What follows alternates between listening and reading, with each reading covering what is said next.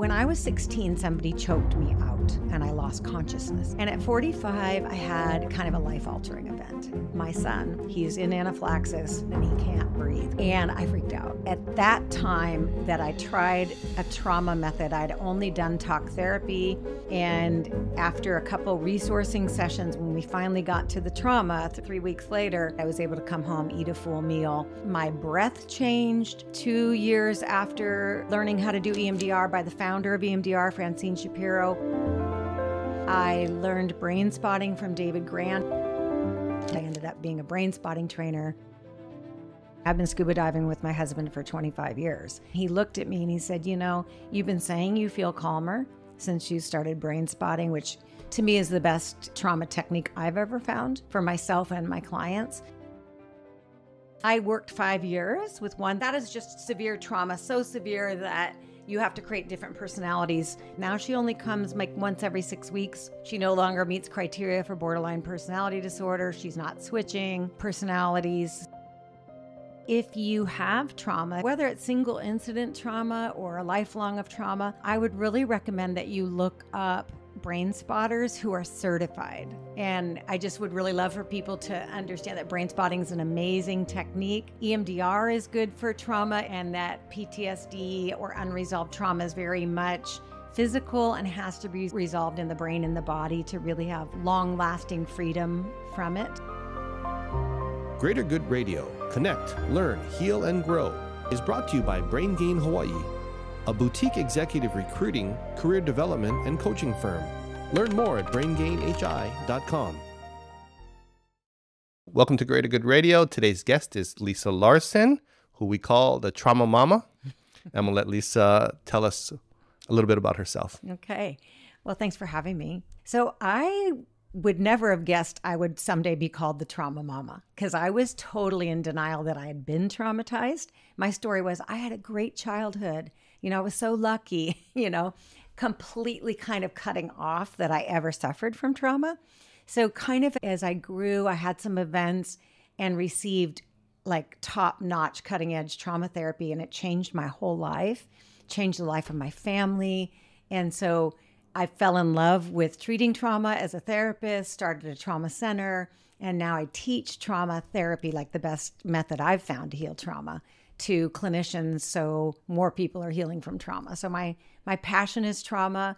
Didn't really come into that till I was 45 years old, but I'm passionate about letting people know that you can heal and you can be free from unresolved trauma. A lot of people think it's a life sentence. Like if you went to Vietnam, if you went to Iraq, Afghanistan, you're just going to suffer for the rest of your life, or if you were sexually abused in childhood. And I think my mission in life is to educate people that you absolutely can be free, both physically, mentally, spiritually, emotionally from trauma. So can you just give a layperson's definition of what you mean by like trauma? So a lot of people don't like that word, okay? So sometimes the better word is disturbing experiences, okay? And this can be big traumas like a rape or a physical, beating, or it can be little t trauma, not thought of as these huge things, but really significant, like being abandoned and neglected in childhood because you have caregivers. Maybe they have a mental health issue. Maybe they have a substance abuse issue. Maybe they were severely traumatized and lack the capacity to love. But something like neglectful parents can leave lifetime scars in people. So they may not relate to the word trauma. They're like, well, I wasn't hit. I wasn't sexually abused. It was just neglect. Just didn't really feel loved. It's like my parents didn't want to be parents. And what they're missing is that so many thoughts and behaviors are really running their lives from that neglect. And when a child's neglected, they may not understand that that's traumatic, but their whole worldview is I'm not good enough. I don't deserve to be loved. Somehow I'm not lovable, because it's not lost on them that other parents were loving their children. So what's wrong with me? And that decision can be made very early in childhood, and the adult wouldn't recognize that their lack of trust in people, their belief, that is this deep, deep belief that they're unworthy of being loved, really runs their life. It's like a program. And so not everybody is aware that they actually have developmental trauma. And so trauma is anything that really changes the way you feel about yourself. It leads to symptoms like anxiety, depression, trying to prove yourself through performance or a shutting down. And so it's interesting because some people are very aware they've been traumatized. And a lot of my clients, even therapists, will say, I don't identify as a trauma survivor, so don't use that word. And I'm looking at their childhood and it's like there's physical abuse, there's sexual abuse, there's verbal abuse. So sometimes I have to use the word disturbing experiences.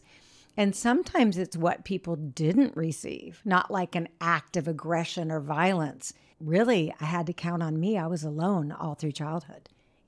Maybe people were in the house, but they weren't attuned to me. I didn't feel loved. I often felt like I didn't really matter. I wasn't special. So it's a broad term. And people know, like if you go to war, that's trauma.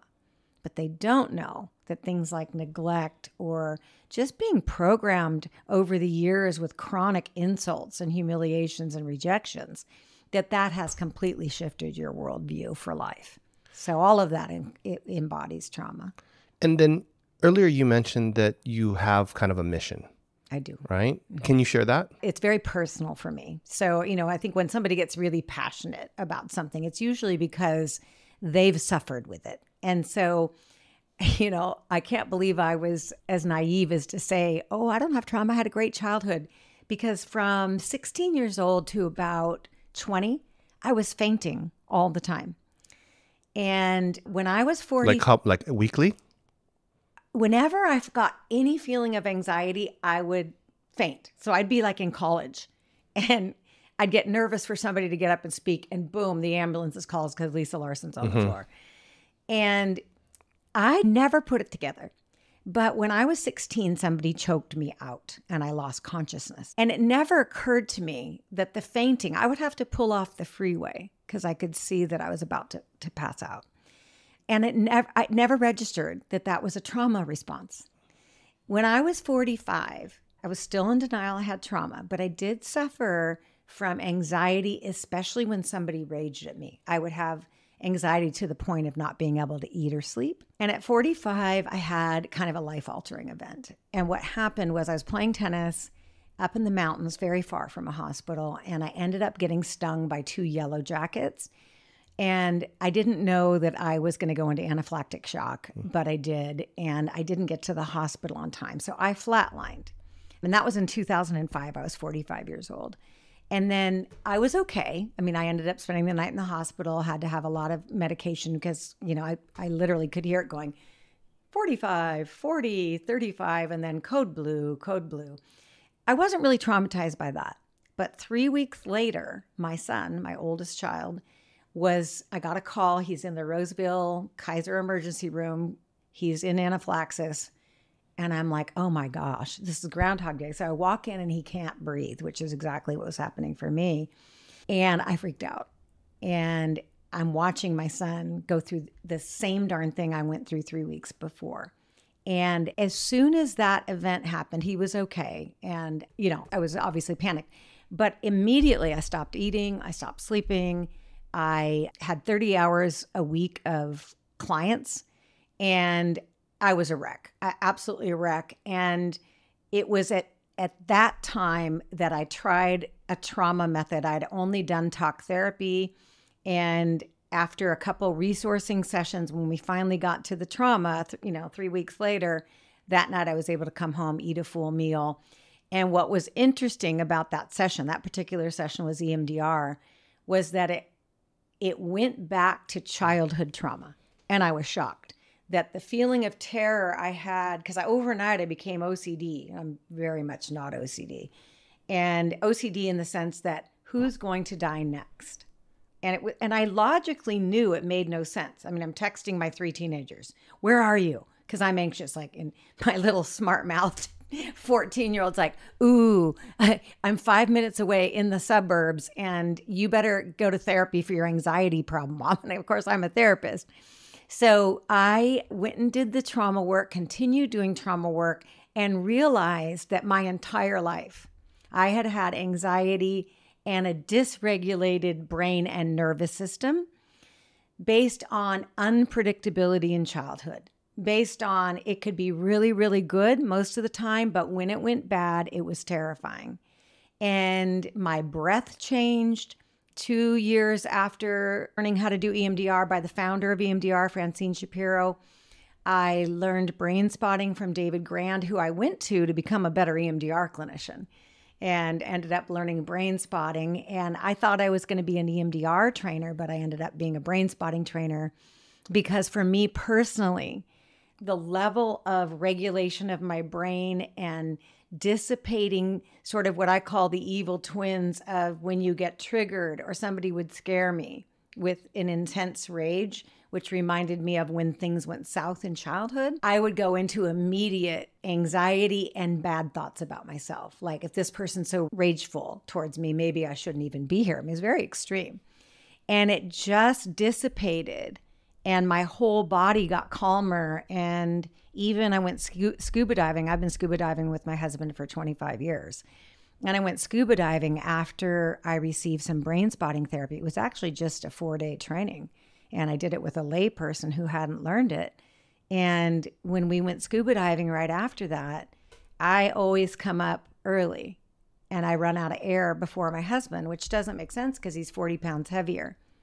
But I was a nervous young girl, a nervous teenager, a nervous adult. And when I was scuba diving, I came up with 500 pounds of air more than my husband. He looked at me and he said, you know, you've been saying you feel calmer since you started brain spotting, which to me is the best trauma technique I've ever found for myself and my clients. And he said, your whole neurophysiology has changed.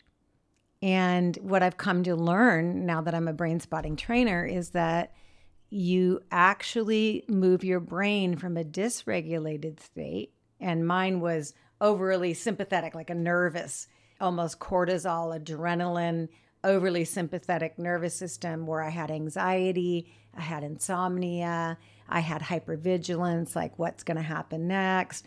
I had IBS or irritable bowel, just anxiety and worry. And Did you have autoimmune? I do. I ended up getting Hashimoto's, and that's in the throat. It's not autoimmune. And I'm really convinced that many of my clients with autoimmune issues have trauma, and often where the autoimmune is centered is where the trauma was. So I thought it was interesting that my immune system was attacking my throat. Well, in my mind, I thought to myself, okay, this person's going to kill me and I'm going to let them. And so to me, it wasn't, oh, I'm going to be choked out. It's like, they're going to kill me. And I guess I deserve it, so I'm just going to let it happen. And I woke up later not having any idea how I got to another room or whatever. But it's interesting that the autoimmune attacked my throat. It makes sense.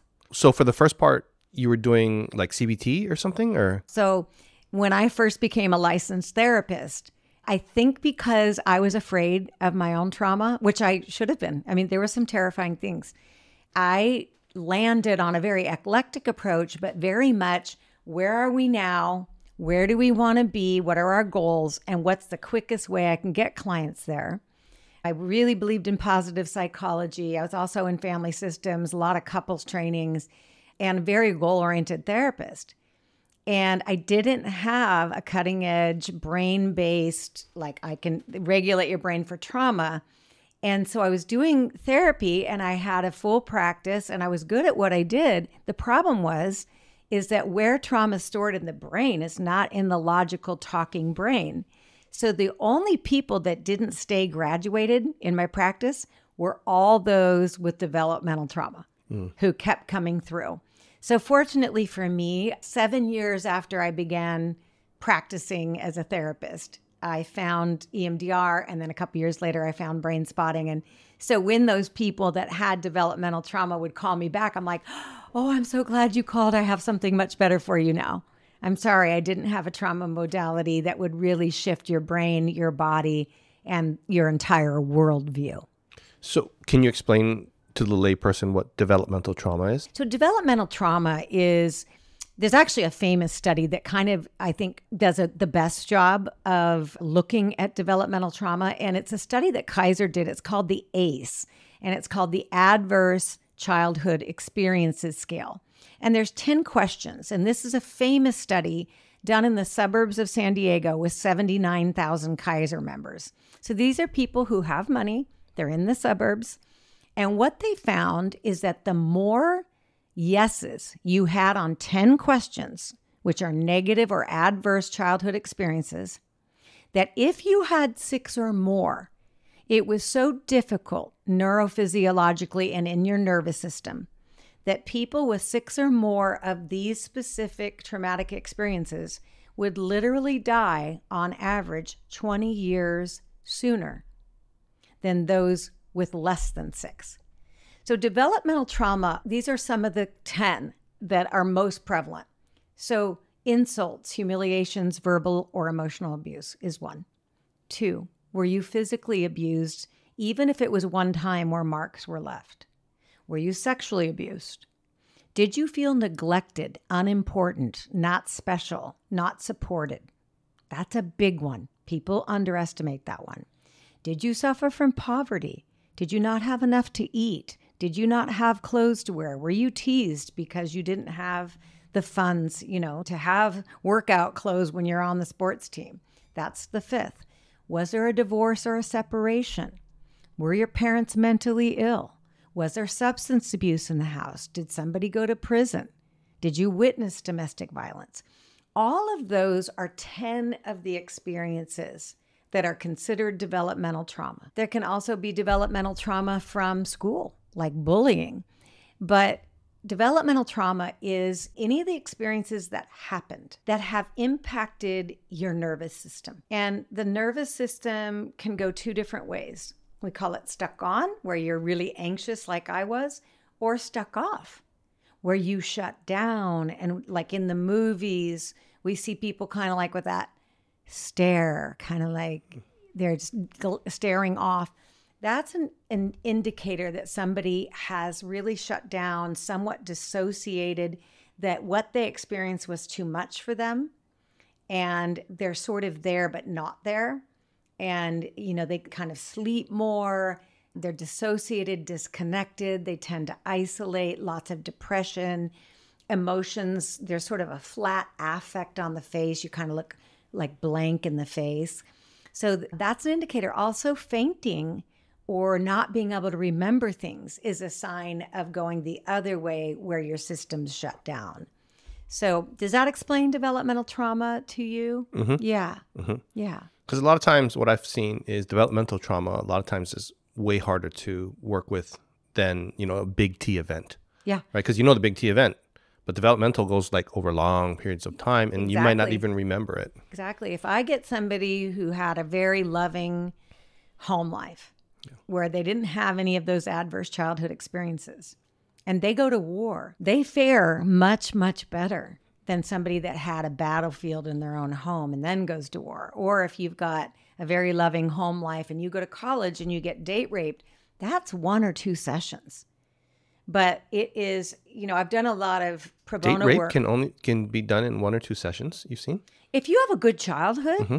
and you have good self-worth, yes. Mm-hmm. Yes, absolutely. I've seen people 1 or 2 sessions with a single big T trauma that have self-worth. But when I have given free sessions to the survivors on Maui, for example, every single one of them, the fires triggered an existential threat. And without exception, every single person that I gave a session to, the feeling of terror every single time, when it floats back to where the feeling started, for every single person, it was not feeling safe in childhood, not feeling seen, not feeling loved. Some of them had narcissistic parents, drug-addicted parents, all kinds of things like that. But the developmental trauma, really, it's almost like children are incapable of saying, I'm a good child, but I think my mother's crazy. Mm-hmm. As the mother, is not available or at worst case, abusive and unavailable. A child doesn't say, oh, that's mommy's fault. I'm a good kid. A child says, it's too scary to think of your parents as not being safe caregivers. So what happens with every child is she doesn't really love me. She says this and this about me. Some of the things mothers and fathers say to their children is just so incredibly awful. And so they are programmed for life with I'm stupid, if they've been yelled at for not doing well in school. I'm ugly, I'm not good enough, I'm not lovable, I'm inadequate, et cetera, et cetera. I'll never be good enough. One person said, oh, I was called Satan's spawn. That was their cognition through life. I'm evil, I'm Satan's spawn. There's something horrifically wrong with me. And so undoing that, so that's another indicator. There's a lot of developmental trauma is if the program of self-loathing and self-hatred and shame is so thick. I have a specific technique I use in Brainspotting called the program, which is the lie, and finding who treated you like you were incredibly important, that you mattered greatly, that you were special just because you breathed. And if someone has like a benevolent grandmother or a neighbor's family that they could go over and feel embraced and loved, sometimes you can very quickly reprogram that huge trauma. It's pervasive through every thought in their life. But by pendulating between the pain of what mom or dad or whoever programmed you that you were unworthy and shameful, and benevolent grandma, or sometimes it's a higher power who loved me unconditionally, or my neighbor. And it's so interesting because you're keying into two different places in the brain. The brain on the positive that was treated with love and respect and specialness and importance, and then I'm unworthy in every way. And it's so interesting to watch 60-year-olds, 50-year-olds, 40-year-olds say, oh my gosh, I can't believe my mother over my beautiful grandfather. She has no clue how to love, but my grandfather was an expert in love. How did I ever believe my mother's program over my beloved grandfather? And everything changed after that. This was an MFT who could not pass her exam because she had a cognition given to her by her mother, who is a narcissist, that was, you don't deserve good things. You deserve only bad things. So she wouldn't let herself pass that exam. But we spent a lot of time on the truth of who she was based on how grandpa taught her. And when that was done, she went and took her test. She passed. She went into private practice, and she's free of the dogma or the program that her mother gave her. She's, I think, in her mid-40s.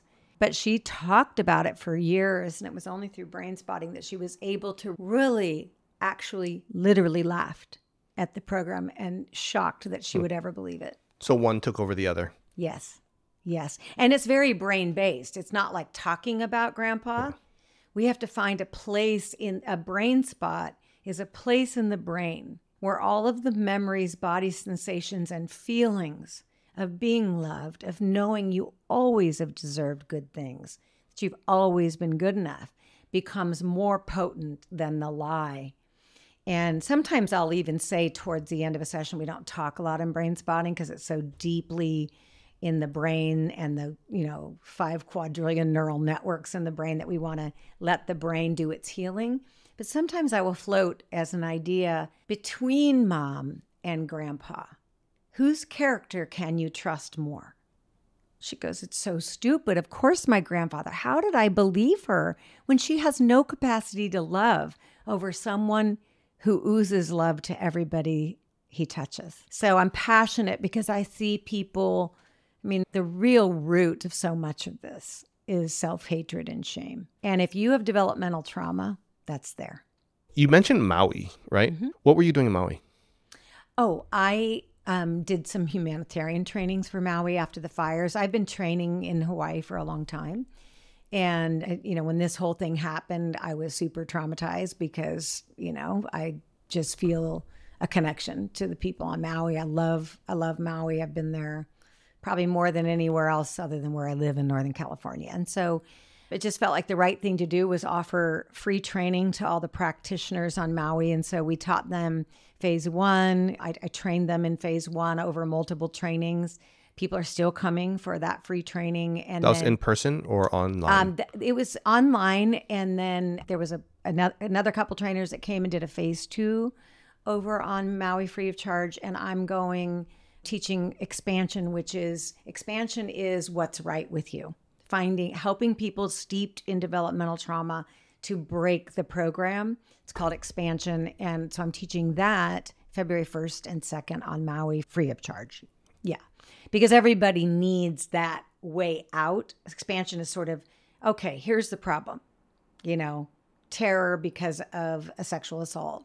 And what's the solution, right? And it might be, I'm safe now. I'm thinking of myself in bed with my 2 twins on each side and my husband wrapped around us, and I'm safe now. And so oftentimes people who are the most traumatized, the most fragile, need to find a place in their brain where there is safety so their neurophysiology can calm down. Many of the people on Maui, even the clinicians, are not sleeping still. And some are still dissociated. I mean, what was it, August? It's not been that long. So, and then we have an organization that's offering free therapy to the clinicians on Maui so that they can be strong enough to hold space for those they're treating, because they're going to be treating survivors. Gosh, if Sandy Hook is any example, they will be treating people for 5-10 years. Some people won't realize 4 or 5 years later that, oh, I started drinking more after the fires. Oh, I haven't been the same since. I'm just not a happy guy. Or, I've been really rageful ever since the fire. So a lot of people don't come in for treatment until years after the event. So we wanted to equip Maui with all the training that the clinicians needed to be able to successfully treat trauma and help people regulate their dysregulated bodies and their dysregulated brains. Did you go to Sandy Hook also? I didn't go to Sandy Hook, but David Grand and multiple East Coast trainers did free trainings for all the therapists around Connecticut and the surrounding states. And they went up and gave free therapy monthly, and all of the phases of Brainspotting were taught free of charge to the clinicians up in the Connecticut area. Have you gone to another disaster kind of site before? Yes. I did a humanitarian training in Chico. So it was wildfires there too? It was wildfire. So we did a humanitarian training in Chico. That was the second worst disaster next to Maui. I think they lost 90 something, and I think Maui's lost 100. And that was devastating, absolutely devastating. So we did gather all of the therapists in the surrounding area and did free training for all of them as well. So what are you seeing from Chico and also in Maui, or maybe in Chico, that could be helpful for Maui? I think that there were no brain spotters up there, and we literally hand called, because there wasn't an organization like a Chico Association of Therapists or anything. So me and my admin called every therapist in the Chico area. So Chico is a hotbed. It's become a trauma it's like a centralized trauma expert center. And I believe we've trained 120 maybe therapists on Maui, which is, that's a huge number. That's like almost all of the therapists on Maui. And so what I think is going to happen is that they are going to have cutting edge trauma therapy for the years to come to handle these things. If there's ever a tsunami, so that's the idea, is to train the practitioners in the local area so they can serve their community. Maui Strong, I think it's important that there's experts right here locally versus getting it from somewhere else. So with the people that you met on Maui after the fires, can you give any advice or any kind of insight to make sense of something for them to help them through this? Or the truth is that talk doesn't work for trauma. Okay, so I could sit with you, one of my dear friends, the only reason she's alive is she broke the law and went through a barricade to get out and away from the fires. And there were other people that were, it was like, oh, turn around, you can't go here, who died. And she was completely dissociated. There's nothing you can say in talking to heal somebody that's traumatized. The best thing is to recognize the symptoms of people stuck on in rage, hypervigilance, anxiety, panic, irritable bowel, and those who are dissociated, disconnected, kind of not making sense. Like for a lot of people, it was just too much and they're not really embodied.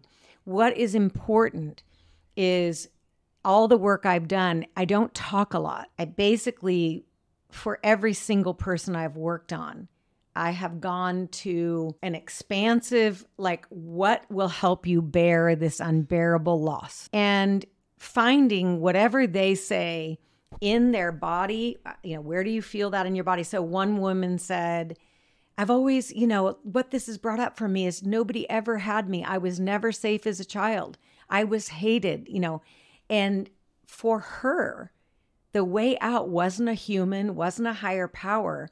It was her own knowing of the goodness of who she was as a soul, that against all odds with parents who had no capacity to love her, never kept her safe. So many dangerous things happened to her, life-threatening things. And so instead of talking away, she knew she was a good person. And so I found a place in the visual field. This is what Brainspotting is. The retina is connected in the womb to your central nervous system. So her spot was looking straight up. This is just an example of one person. And it was a spot where her body felt the beauty of who she was as a soul, in spite of what the program was from both her mom and dad, who really didn't care about her and treated her abominably. And her face lit up and tears were coming down her face as I could watch her feeling in every cell of her body her worthiness. And she was too fragile to go to the worst part of the fire, the worst part of her abuse as a child. But this eye position keyed into her neurophysiology and the knowing that despite all she had been through, that she was a beautiful person. And that spot that she still looks there. And it keeps her calm and peaceful. And this fire just ignited every bit of unsafety that she had as a child. So you have to get to the brain and the body to heal trauma. Trauma is very physical and it dysregulates the nervous system. And she had dissociation. She was bouncing between stuck off, which means you shut down, and high anxiety and terror. She'd bounce between the two. And so Brainspotting is a very quick way to begin to regulate that nervous system. And once your nervous system is regulated, you don't think the same way, you don't behave the same way, you no longer believe the self-loathing. And depending on how much developmental trauma there is and how many resources they are, some people can move through that in like 4 or 5 sessions. And some people it's going to take 12. Just depends on, do you have resources? Were there people who loved you? Do you have spiritual beliefs? That's always very helpful. Do you have an animal that has loved you unconditionally? Sometimes that's the way out for people. When you say you can't talk your way out of trauma, can you say why? Name a belief that you've had about yourself that has caused you some pain. Not valued. I'm not enough. Okay. And then what do most people do when they talk to you? This is what they would say. I go, Evan, how could you say that? Look at the good you do for your clients. Look at the Greater Good Radio. Mm-hmm. Look what that does for people. I mean, you're kind, you're compassionate. Okay, how much is this helping you? Not too much. I mean, a little bit, but... Yeah, but do you believe it? Sometimes a little bit. Okay. A little bit, yeah. So, yeah. Every time I've shared with somebody, something that came from programming in my past, like over the years, I don't believe them anymore, thank goodness. That just sounds like chatter to me, okay? Our clients that have trauma, they need to feel in their bodies, in their souls, the truth. It's not going to be from talking. So let me just do a little neurophysiology. Okay. So if we're going to use my fist as a triune brain, okay, there's 3 parts of the brain. So this is the human logical neocortex. This is what we have that primates and other mammals don't have. So this is our executive functioning. This is how I got to your podcast on time. Mm-hmm. This is how we run our lives. If I could talk to you and shift the I'm not enough, which by the way is the most common belief. I'm just not good enough in some way, right? If I could talk you out of that, then all the talk therapy I was doing my first 7 years as a therapist would have worked, right? Right. But the problem is trauma capsules are not stored in the human, logical, executive functioning and talking brain. It's not here. Now, if you were an addict or you were a codependent needing boundaries, I could talk to you about skills. You could go to Al-Anon meetings. You could go to NA meetings. You could get through talking some really powerful principles to help you change that. Okay? But with changing a program belief that came from childhood, talking isn't going to be there. Why? Because the trauma capsules are stored. So this is the human brain when we get triggered. So a boss talks negatively to you, even a partner or your 15-year-old saying, you blew it, Dad. What is wrong with you? Blah, blah, can trigger, oh no. Well, that's stored in the mammalian brain, the animal brain, which is like drill 4 inches down from your logical brain and back. This is the limbic system, okay? And so we store trauma from our mammalian brain all the way down to our brain stem, which is back here, the hindbrain. And if we don't access the mammalian brain and the reptilian brain, where your brain stem is, if we don't get there, we can't tame the triggers, we can't shift the program without getting to where the trauma capsules are stored. So what happens in brain spotting is we find a spot in the visual field. It could be where you feel I'm not good enough the most. It could be where you know you're good enough. That's my particular favorite. I call it the truth and lie brain spot, where the lie is the program that you were programmed by maybe multiple people that you weren't quite enough. And then I'm sure that you have people in your life who always made you feel good enough. Who always made you feel good enough? My wife. Okay. Anybody in childhood? Grandma? Not that I can totally think of that. You said always, right? No. I don't think so. Just unconditionally loving. Would your wife be the most potent, or sometimes it's a higher power? Is there anything? Probably my wife. Your wife. So, yeah. So we could put you there, and the positive feeling of, I'm always good enough for her. Your wife sounds like she has the capacity to love, right?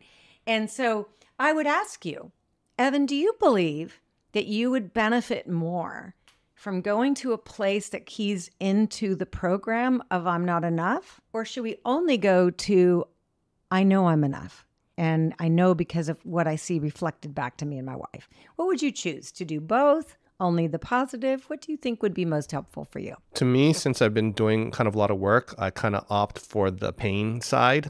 But now I'm spending a lot more time looking at the expansive side because I notice, especially for others, it's very tough if you don't do this kind of a lot. Yeah. So maybe would you pick both, or what would you pick? I'd probably choose both. I'd probably double it. Yeah. And it's amazing what happens. And what the claim to fame of brain spotting is that the retina has a spinal thalamic tract that goes back to your hindbrain, and that goes down your spine into every organ of your body. So many times the pain of I'm not good enough, like I'm thinking of a client, his most painful memories, he was 3 years old, his dad fixed cars, and he always wanted to hang with Dad. And so he asked for a wrench, and he would hold all the wrenches, he would hold all the parts, and he goes, "Here, Daddy," and he hit him with the wrench because it was the wrong wrench. And so we can go to that spot. But I can't even remember what the transcendent spot was. I think his mother loved him perfectly. And when the light bulb went on of my dad was an angry alcoholic, and I've taken to the bank everything he told me about me, but my mother, she could love, and she was the one that programmed me I was lovable. And it shifts, you know? So I'm passionate about people walk in, and I go down to the waiting room to pick them up after working on them for weeks or whatever. And I don't recognize them. And I'm looking around, they're like, "Lisa, it's me." And I go, "Oh, I didn't recognize you. You've got this glow. I think you need to graduate. You look like a different person." I literally energetically did, because they come in so heavily laden and so depressed, you know. And she was glowing. She had lost a lot of weight too, because her sexual abuse had led to protection of overeating. And I go, "I think you might be ready to graduate." She goes, "It's funny you say that. On the way over here, I was feeling so good. I thought I might be close to graduating." And so we went up and checked her intake, and like she only had one thing left. And she's, oh man, her whole life has just evolved, and she's so different and happy, and doesn't believe any of the lies that she was programmed with. And that's what I live for. That's my passion, is that I see that. And it happened for me. You know, I was so steeped in believing that the caregiver that was abusive to me, who I loved so dearly, I really had a hard time breaking when I loved and respected somebody so much. And there would be like great parenting a lot, but then there would be these forays into rage and terror. And it wasn't even my parent. And right? it was unexpected? I never saw it coming. Ever. Because 98% of the time it was great. But when it was bad, it's like that poem, when it was good, it was very, very good. And when it was bad, it was horrid. And life-threatening often, because she would go into these fugue states. She had a very rageful, alcoholic mother. And so every once in a while, she was not my mother. She was her mother, who was terrifying. And, you know, as a child who loved her so much, when that happened, I never blamed her. It was like, no, it must be me. I must have caused this. Yeah. And you only realized that way later? Oh, way later. I mean, it's so crazy. This is the thing. The trauma capsules have everything thematically linked. So when I got into the trauma capsule, being afraid everybody was going to die in my family, it went back to the times in childhood I thought I was going to die. That sitting on top of, like, I thought it was just that, oh, me and my son almost flatlined, or I did flatline, he almost did. And it's like, nobody could have, by talking to me, ever figured out that it was sitting on top of multiple experiences from a little kid up to 16, where I literally thought I was going to die. Can you explain to a layperson what trauma capsule means? So the neuroscientists have really looked at, why is trauma so inaccessible? You know, why can't we not heal it with talk therapy? So a lot of research has been done. So what the neuroscientists have all agreed upon, and this has been studied ad nauseum, is that traumas are stored in capsules. So if you came in and you had 20 different traumatic events in your life, I don't need to do 20 brain spotting sessions on you to heal you, because, you know, we may work on a physical assault that happened to you that led to I'm not good enough or I'm not worthy or whatever. But in that capsule might be every experience where you felt threatened and terrified. And so often, you know, because I'm the trauma mama and I run a trauma center, I get people with 8s, 9s, and 10s on the adverse childhood experiences scale. So the other passion is, because I don't tell them this, but I know that they're likely to die 20 years younger if I don't regulate their brains and their bodies. I have a dear chiropractor who's been working on me for 30 years, who has 6 on the ACE. He's 63, fit as can be. He just had a massive stroke. Massive stroke. And died? No, he's not, but his memory's gone. And I was supposed to work on him. I've done expansion on him, but I was supposed to really clear all the trauma, because I knew that I had to regulate his brain so he could live. And so I got the flu and couldn't work on him, but I will work on him, you know, but this is my passion. So your question was trauma capsules. So trauma capsules, what I found is that I could work on one event, and I measure every trauma on a scale of 0 to 10 in disturbance. I measure every negative belief on a scale of 0 to 10 in disturbance. I'll give you one example. So I go into a trauma capsule of a 40-year-old man who had never forgiven himself for being a drug abuser in his 20s. He was mercilessly beaten by his father in childhood. Lots of neglect, lots of abuse, verbal abuse, everything else. And he came in just steeped in the most horrific shame and self-loathing. I did one session with him of Brainspotting. And what happened towards the end of the session, we live near Folsom Lake, is that his higher power was Jesus. And he was wrestling with, he stole from his family when he was a drug abuser. He hated himself. He had never forgiven himself. He blamed himself for being beaten because he was a bad person. And what was interesting is that in the trauma capsule, what floated up, we were on a, you know, I'm ashamed of my drug use spot. We weren't even on an expansion spot or a positive spot. And in the midst of his session, he started to tear up and he couldn't talk. And so I just waited. And then with tears running down his face, he said, Jesus just came out of Folsom Lake and hugged me and told me, I forgave you years ago. You were a terrified, young teenager who had been beaten. You turned to the drugs because you hated yourself. And I don't remember this anymore. It's time for you to forgive yourself because I forgave you years ago. And he came in the next week. This was a 1.5-hour session. And he looked so incredibly different that I decided to retest all his 0 to 10s. And he had about 25 negative beliefs that were 8s, 9s, and 10s. I'm stupid. It's my fault. I should have known better. I'm not good enough. I'm inadequate. I'm shameful. I'm bad. On and on and on. Out of those 25 beliefs, he had 3 left. 1 session. Why? Because everything that was in the trauma capsule got addressed. He had to have 4 more sessions for other traumatic experiences.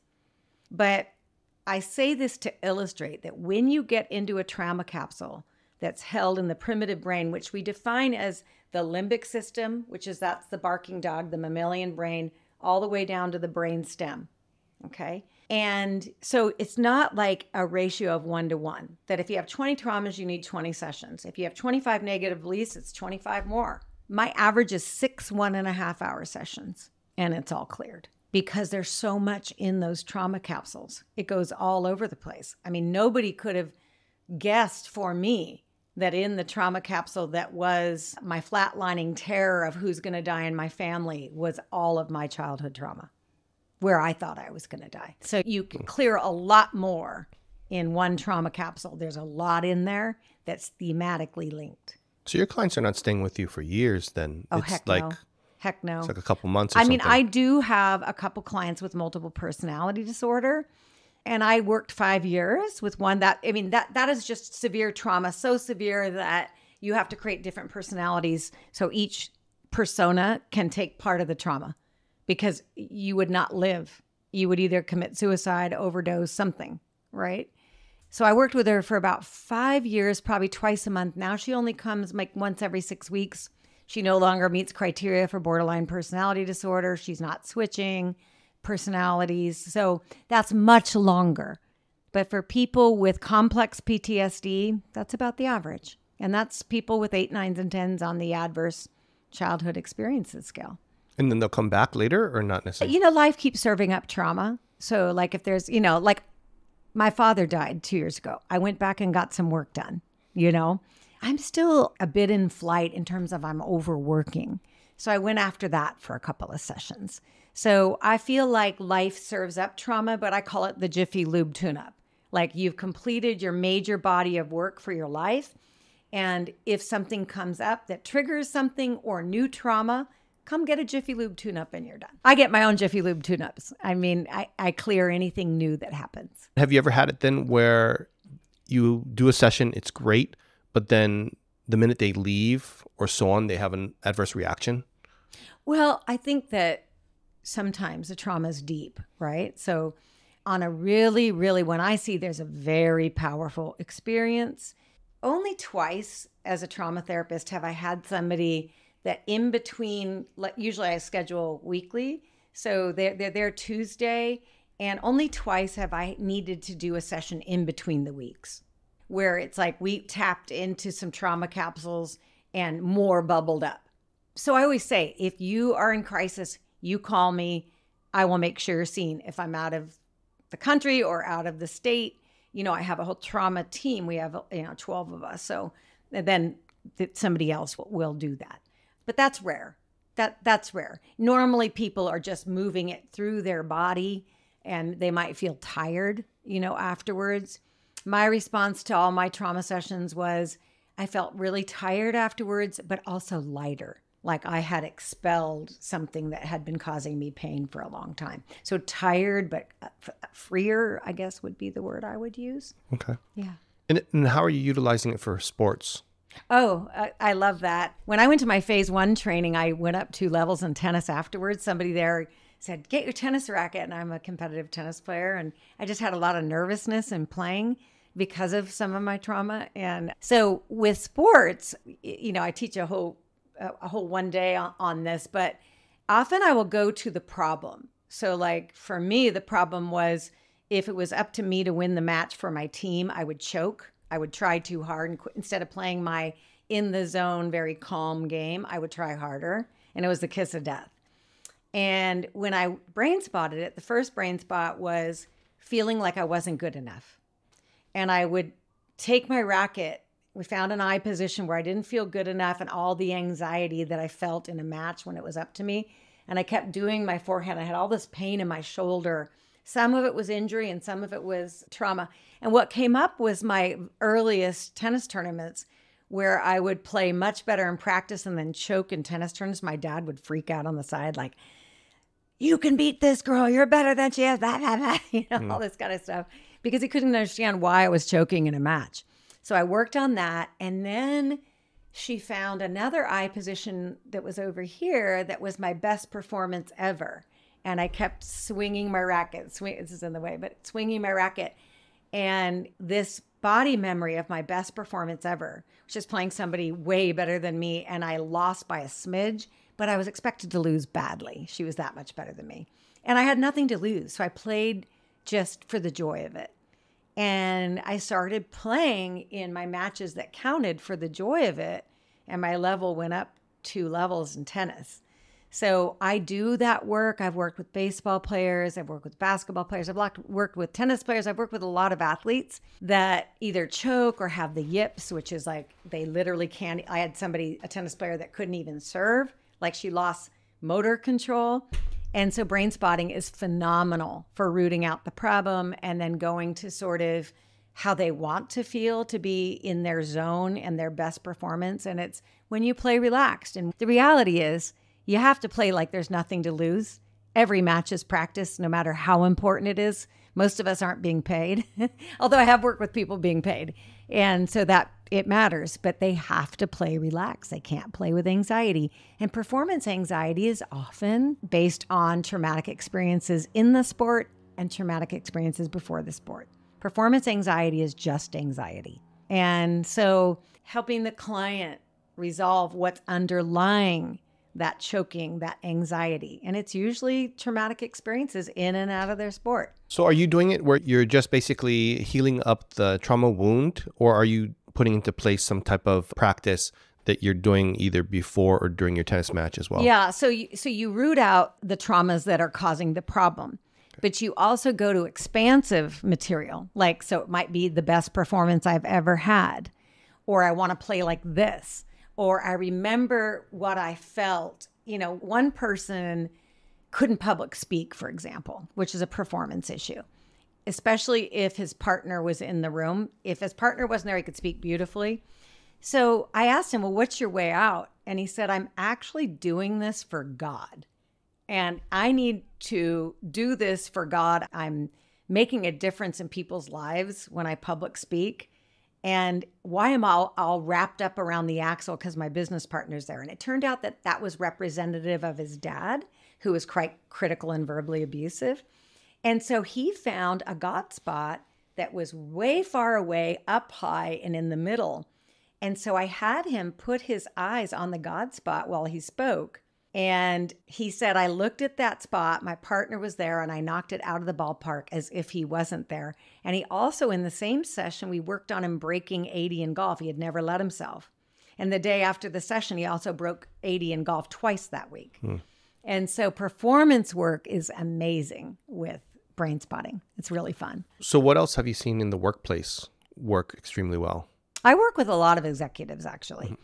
And so a lot of executives are stuck on, okay? And that means overly sympathetic. So the same symptoms I was talking about that I had, they're often irritable, insomnia, push, anxiety. It's almost like trying to earn their worth. It's what I call performance-based self-worth, which isn't self-worth at all. It's like, you know, I have a body of developmental trauma. I don't really think I'm all that great. But if my net worth is this, if I'm important and special by being the CEO of a very successful company, then I've got worth. And so a lot of it is really looking at what really matters to you and finding where they can find their worth without killing themselves. And oftentimes you have to regulate their brain because they don't have a choice about overworking. So the brain stem and the amygdala in the limbic system is sort of the smoke alarm of the brain.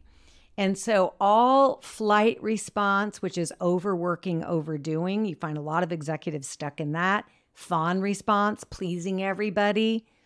A lot of executives are doing that. Fight, a lot of them are raging at people. We can look at like Elon, Musk, and some of the executives that, it's just like their nervous system is so overcharged with adrenaline and cortisol that they're in fight and flight response, overdoing, overworking.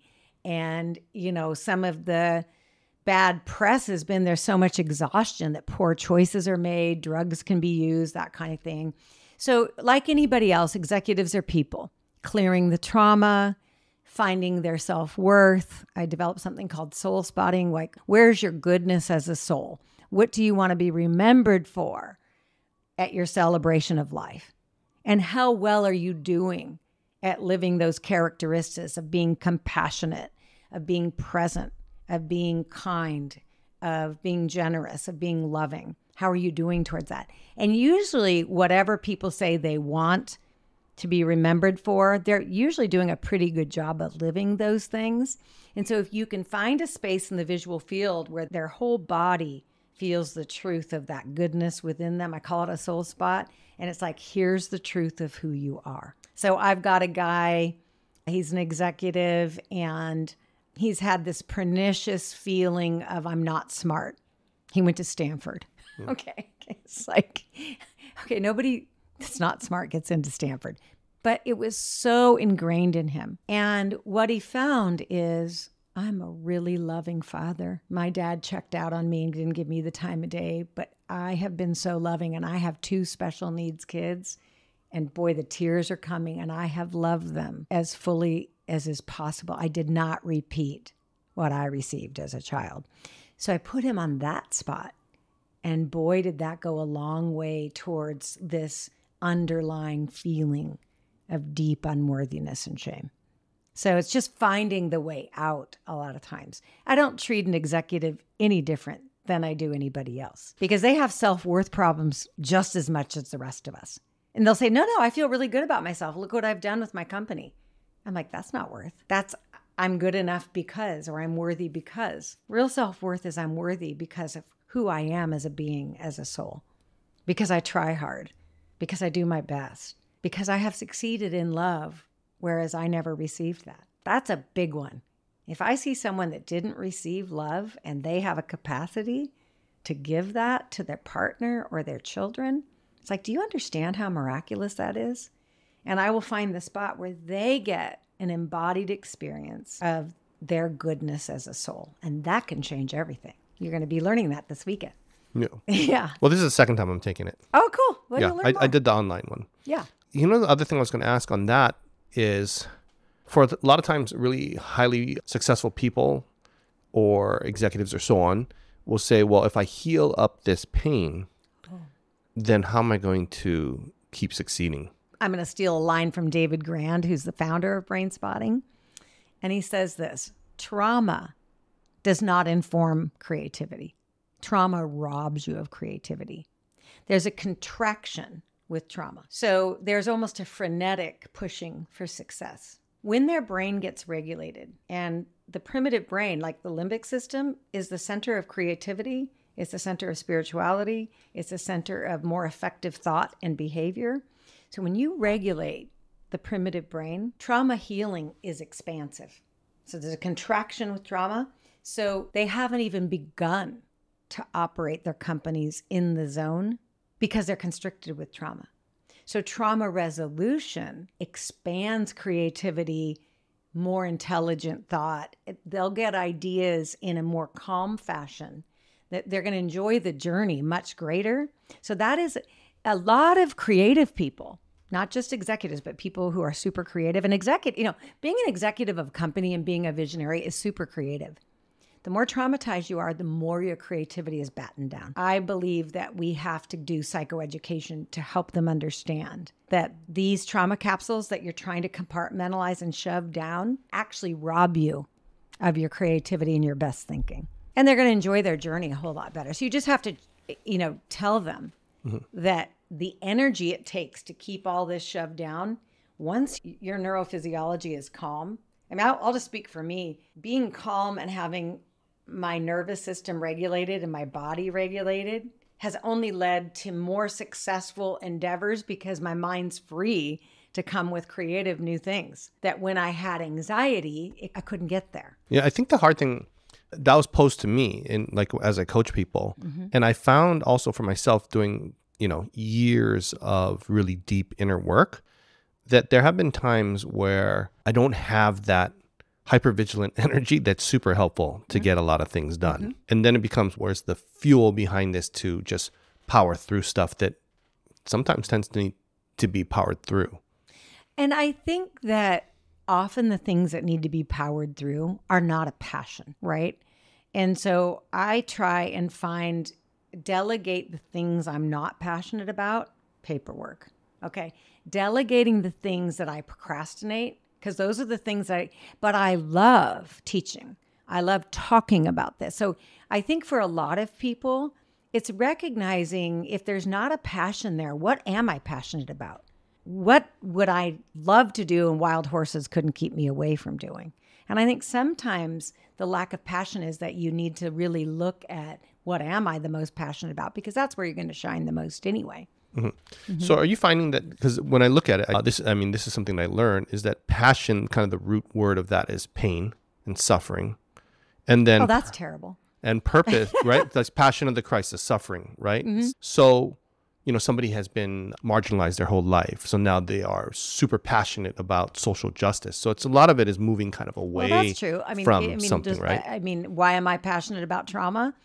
Because I suffered for years and I found freedom, and I kind of I hate hearing that somebody's been in talk therapy for 20 years and they're still having night terrors and they're still afraid to go out and they're almost agoraphobic because of things that happened many, many years ago, when I know that doesn't have to be. But, I understand what you're saying about hypervigilance, and hypervigilance made me a workaholic, but it didn't bring me joy. And so now it's like, sometimes I can get in a zone of maybe doing a little bit too much work, but it's because I'm passionate and excited, not because, I'm powering through something I hate, So then how do you move from that, I would say even moving from passion into purpose or love, where instead of moving away from something, you're moving toward something? Well, I think when you're free neurophysiologically and emotionally and spiritually from trauma, and you're in a very expansive state, it does move into love. I mean, my mission is one of love. Was it born of suffering? Yes. Is it born of, I don't want anybody to hurt and hate themselves the way I did? Yes. But the mission is love, is, okay, if people can get this work done, they're not going to suffer. And so when I'm teaching a class, it's about the love of imagining how many lives, Evan, you're going to touch from getting this information about how to really heal trauma for everybody you coach, right? And so I do feel like I'm not in pain anymore. I'm in the love of giving this knowledge to as many people as possible, because I do love humanity. I, as a trauma sufferer, understand how miserable unresolved trauma is in the body and the psyche. And spiritually, self-loathing is the upshot of developmental trauma, and it's terrible. It impacts every day of your life. And so I do feel like I've made that transition. I'm not suffering anymore. And I'm in a loving mission of how many people can learn this, how many people can understand that talk therapy won't do it, but these are the methods that will do it. That's exciting to me, and it comes from a place of deep love. You're LMFT. Yes. So have you ever studied internal family systems? You know what? I've been trying to get in their lottery for years, but I've read his book and I've taken an online class, and I just signed up for a retreat. I think it's a 6-day retreat in Sedona, Arizona, to learn IFS. With Dick Schwartz himself? It's not with Dick Schwartz, but one of his trainers. I have watched his videos, I've read the book, and I practice IFS with Brainspotting. Yeah. So they go hand in hand really nicely. Yeah. As I'm working on the different parts. Now, if I've been formally trained, I am not BIPOC, and I don't know if that's anything to do with it, but I've signed up for every lottery, East Coast, Central, West Coast time for years, and I can't get in. Yeah, But it's a phenomenal, it's a very spiritual modality, and I feel really drawn to it, and I'm using it, even though haven't had the full training. I have torn apart his book. I've written it, and I use it. And my clients are like, the amount of understanding of my different parts has made a huge difference. And then if you combine that with eye positions, then you're getting into the neurophysiology. I love that method. And I'm excited for my intensive. I'm going on a retreat and having it done on me and doing it, I guess, and learning it. Who's the trainer? I have forgotten her name. I just signed up for it and I went, hey, I got in. It's IFS. And I'm just going to continue going for the lottery. Yeah. Well, they just made a switch on it too. So now it's going to be level 1s only for clinical practitioners, clinical maybe therapists. I can get in then. Yeah. Oh, I'm sorry for you though. Oh, I'm already certified in level 3. I just spent a week with Dick got Schwartz. How did you get in? I did it in Poland in 2021. Maybe I need to go to Europe. Okay. Well, this was online. So you could try the online ones too. In Europe, okay. Yeah. Well, but wow. The switch is switching. So like for me now, not as a licensed clinic, I couldn't get in now. Don't you love IFS? I love it. I just spent 8 days with Dick Schwartz and his wife, Jean. Okay, I'm so jealous. Yeah, it was kind of amazing. Yeah. Okay. If you have any way to get me in, I would love it. I'll talk you through a little bit more off the show. Off the show, yeah. But yeah, it was kind of amazing. Plus, Dick is getting kind of older, so. Yeah, I got to get in there. Well, he's doing kind of his own thing. He's not doing the main trainings anymore. But to sit there with Dick Schwartz, it's kind of like sitting there with David Grant. You know what I mean? Like there's only so special. a limited amount of time where you're able to be with the founder. And before they're kind of not there. And he's really grown spiritually. Like he goes, I wasn't even a spiritual person, but then I got in here and, oh yeah, you know, it's such a spiritual practice. And that's how I feel about Brainspotting. It's, you know, it's such a spiritual practice because you're in the part of the brain where spirituality resides. Yep. And people have spiritual epiphanies in the middle of their trauma work all the time. They end up in the same spot. They end up in the same place. It's like a different kind of pathway. Different pathway. And combining them is powerful. Yeah. It's super powerful. I agree. Yeah.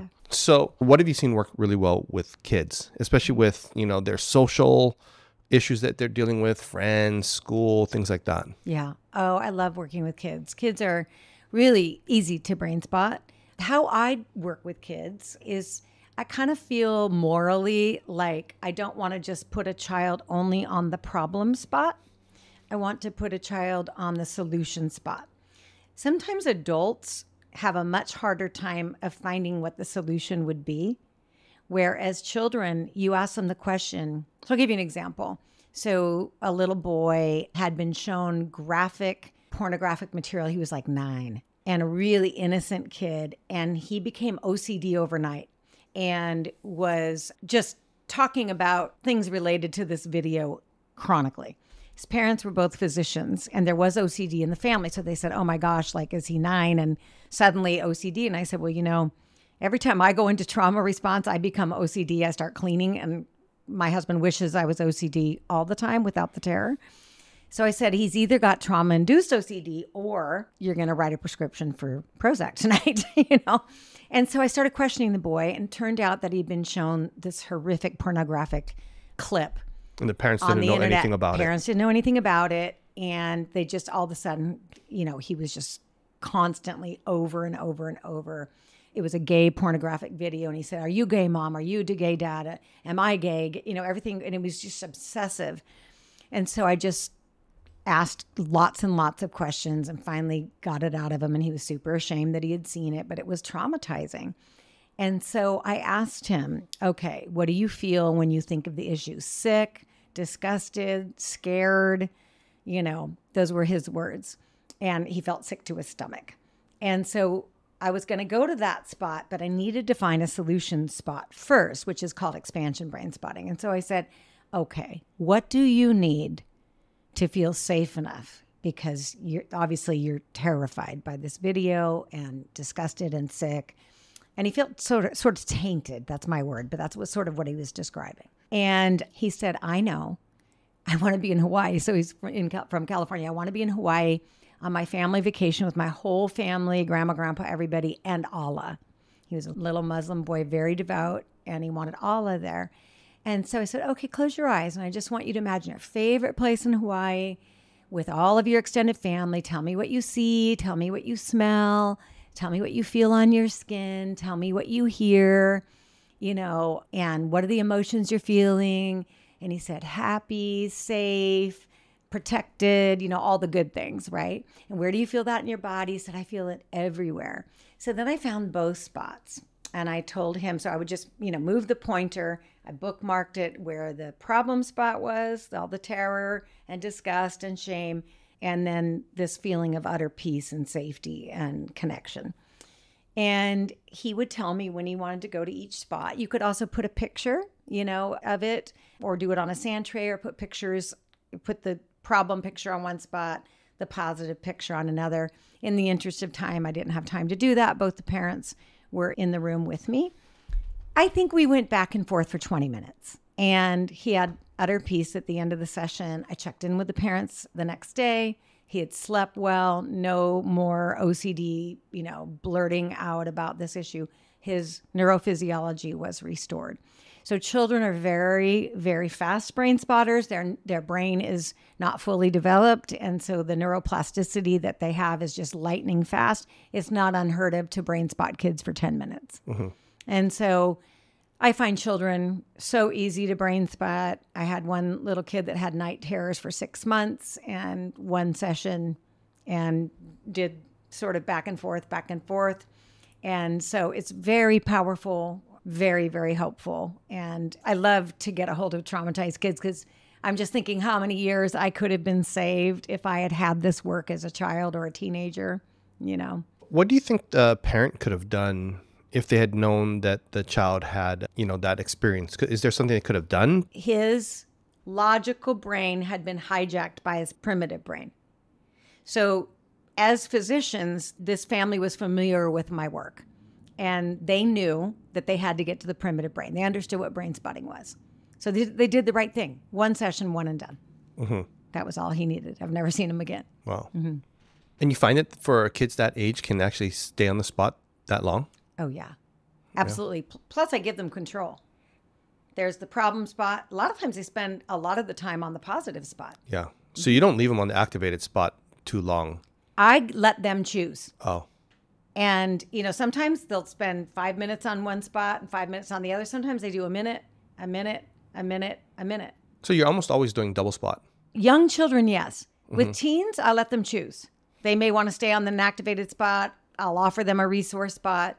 But 12 and under, I like to give them a positive spot. There's just something in me morally that's like, I need to give the child total control to move on to the solution versus the problem.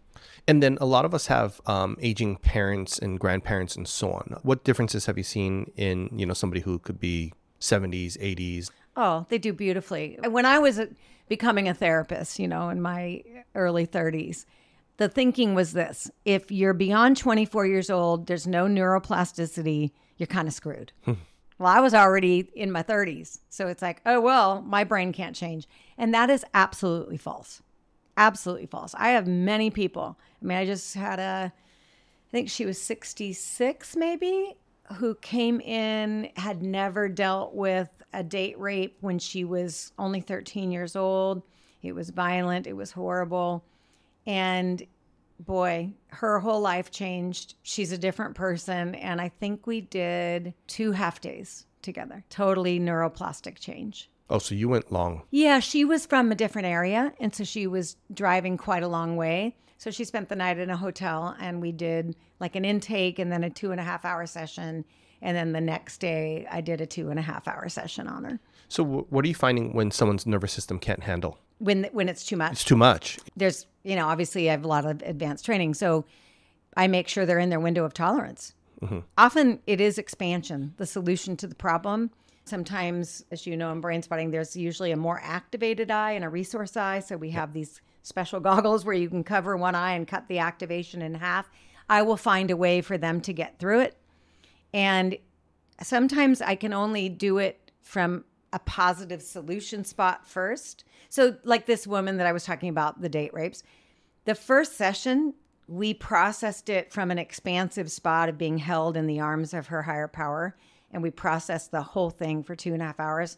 The next day, we went all the way across her visual field to every reflex.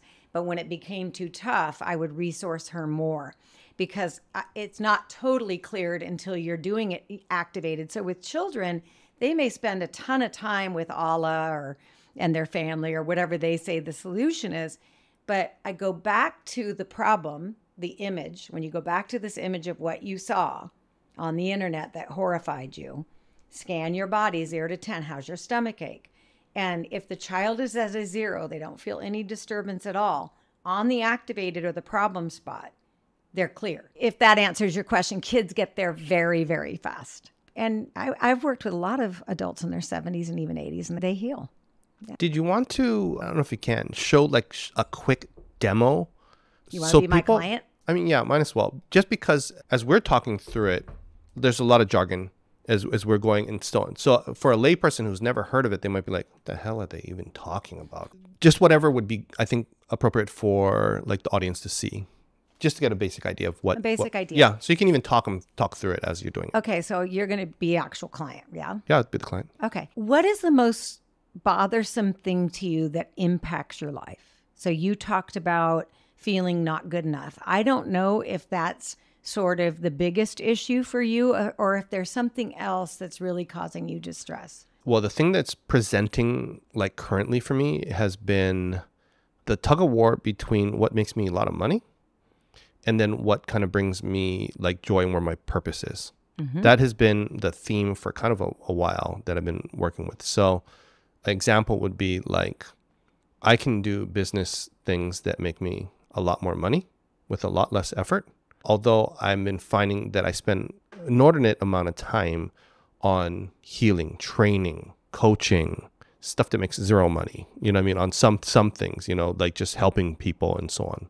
So that has been this constant like polarization that's bugging me. So let's look at, if you could wave a magic wand, we'll just pretend this is the magic wand. Your Harry Potter wand. Okay, if you could wave a magic wand, what do you wish could be your life?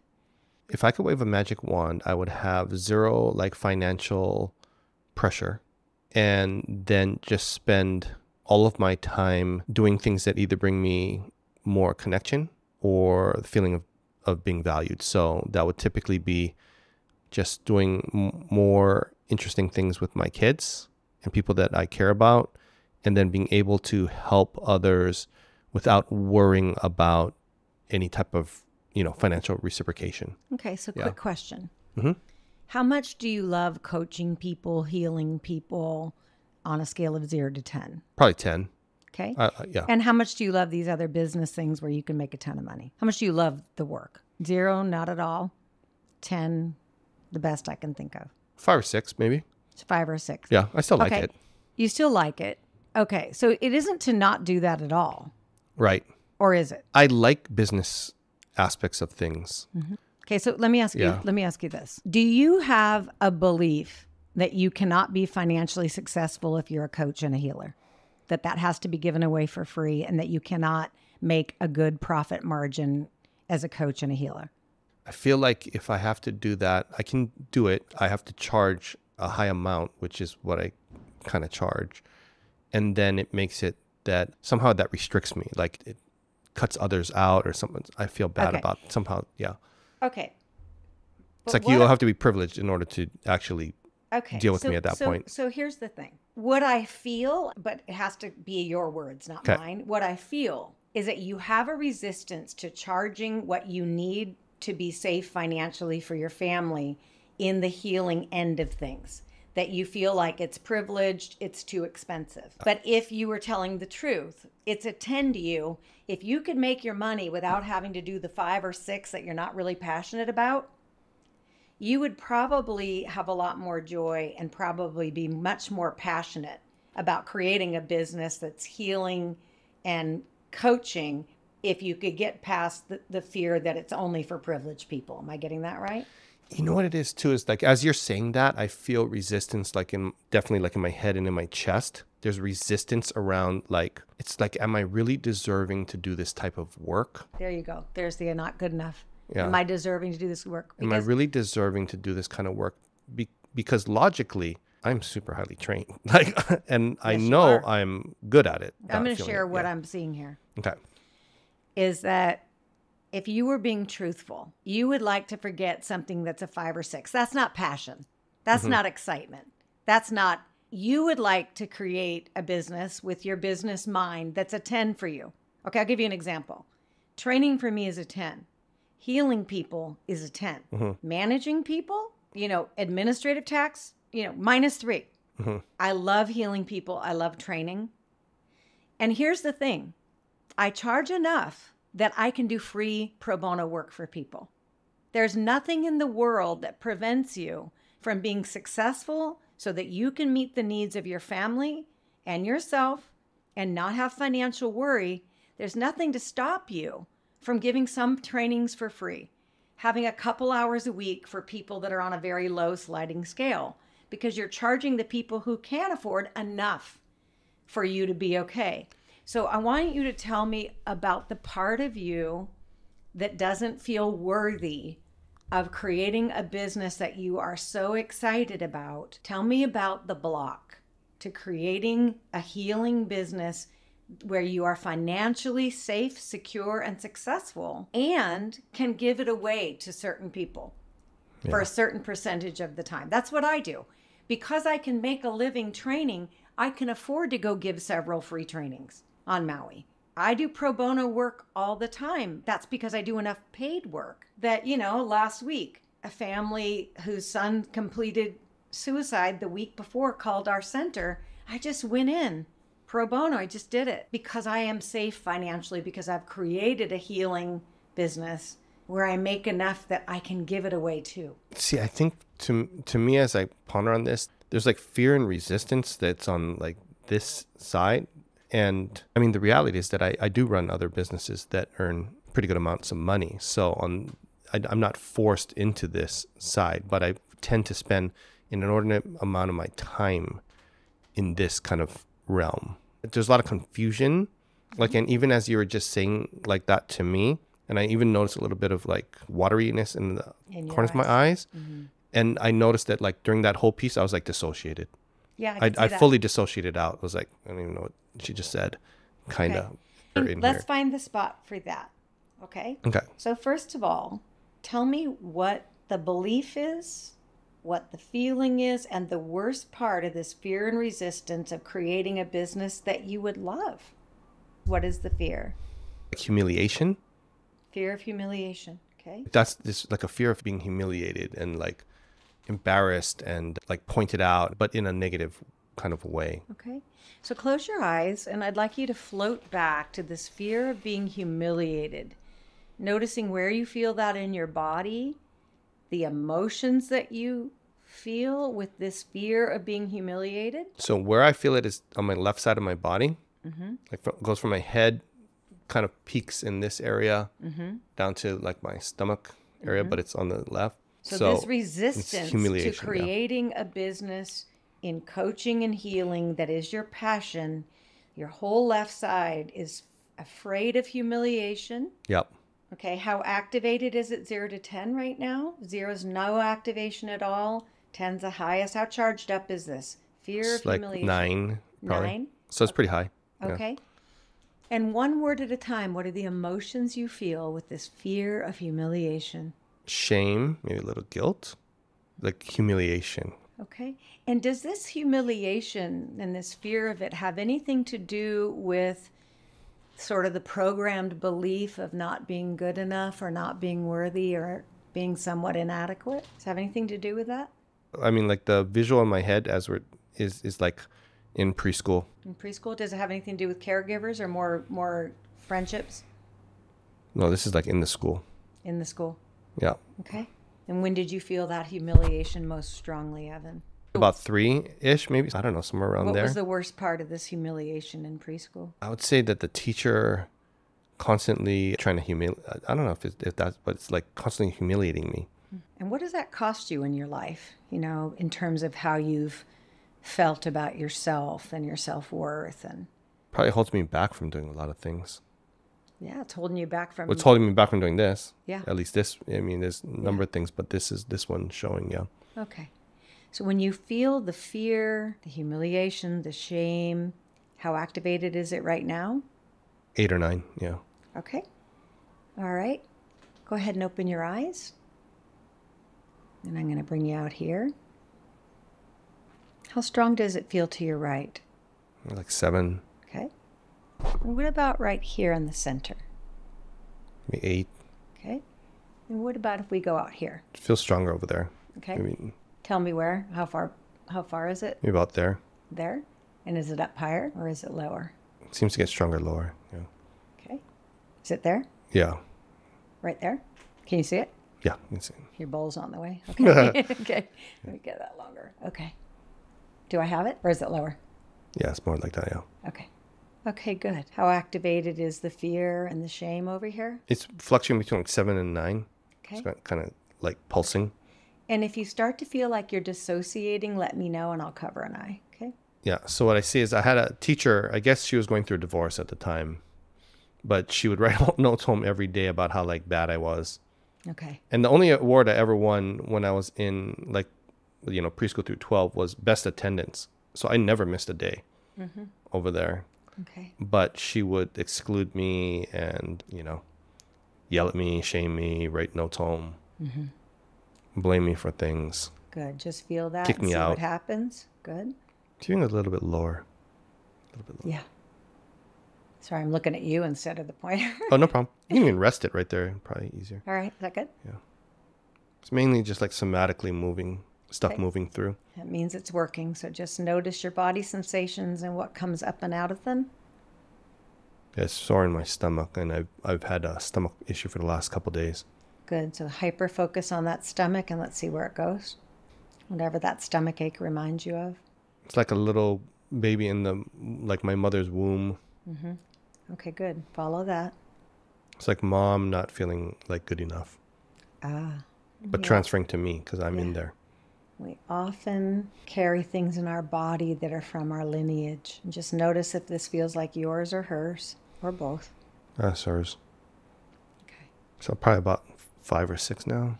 Okay. So Where do you it's- feel the 5 or 6 right now? It's kind of right here. Okay. Focus in on that area of your body and let's see what comes up and out of that. Your heart and your throat. It's more like throat in here. Okay, good.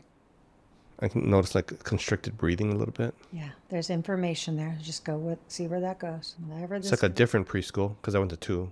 This one, like if you don't eat your peas and so on, you would get hit. Oh, wow. I don't like peas. I don't either. So it's like a fear of not doing what I'm supposed to be doing, Okay. even though I don't want to do it. Sounds like your business. Your businesses. Fear of not doing what I'm supposed to be doing.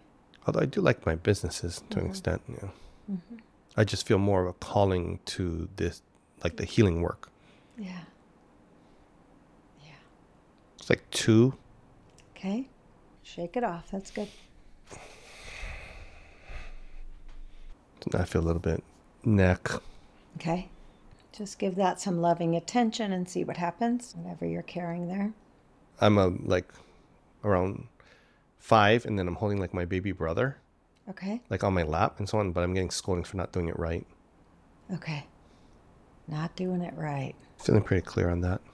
How clear? Scan your whole body with your breath. And I want you to go back to, I am so worried about being humiliated or shamed that I have this resistance to thinking about doing a healing and coaching business and making that successful financially. I feel a resistance. Still like 5 or 6. 5 or 6. And where do you feel that? On this right side now. Okay. Go ahead and feel on the right side. And if at any time you want me to go to an expansion spot, let me know. Or if you feel like you want to work out this. Okay. Yeah, just I trust your instincts, so let me know. Go ahead and explore the right side. There's a resistance to stepping into what you love the most and what you feel called to as a purpose. Resistance. Let's try the expansion. Okay.